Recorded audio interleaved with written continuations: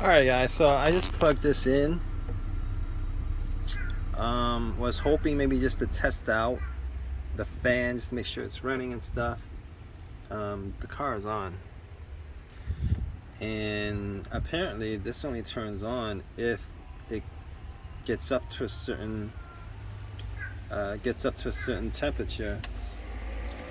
Which kind of sucks because now I'm not going to be able to test to see whether that fan is good or not. I'm going to have to rely on hoping that the fan actually works when it's supposed to. I mean, it's a brand new fan, but you always want to make sure, if you can, that the part is working. So maybe I'm hoping it's not a fuse or something like that. Maybe there's a fuse to the fan that blew. I'm hoping that's not the case, but I'm gonna keep it on for a little bit, and I'm gonna see if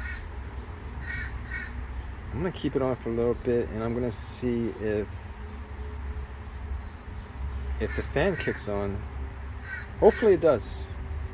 I don't know. Just plugging it in and just turning it on didn't. Oh, okay, it did. Oh. All right, so it did. As you guys can see, it's actually working. So